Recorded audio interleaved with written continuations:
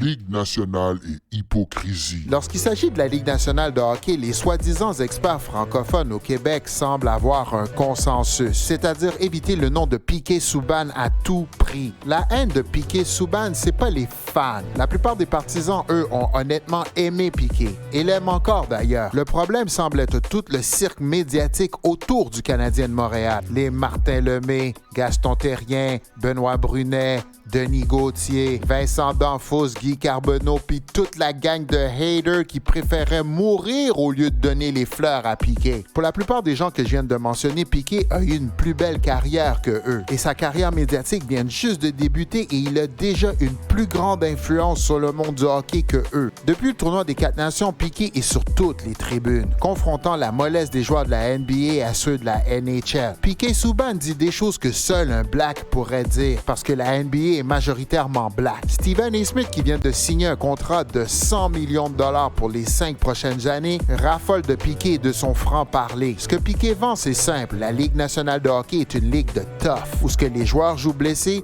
et où ce que tu peux pas te traîner les pieds sur la glace. La Ligue nationale semble vouloir mettre Piquet de l'avant pour pouvoir vendre son produit. Depuis quelque temps, ESPN accorde plus de place à la NHL et à Piquet Souban, et les résultats sont au rendez-vous. Piquet n'est pas le seul à avoir cette influence de ces temps-ci, mais forcé d'admettre que Piquet permet à la NHL d'atteindre une clientèle qui ignorait le hockey auparavant. Piquet ne laisse personne indifférent. Il est beau, articulé et très intelligent. Pendant ce temps-là, au Québec, c'est silence radio. Même Larac et Gonzo n'en parlent pas. Il y a juste Tony Marinaro qui ose en parler.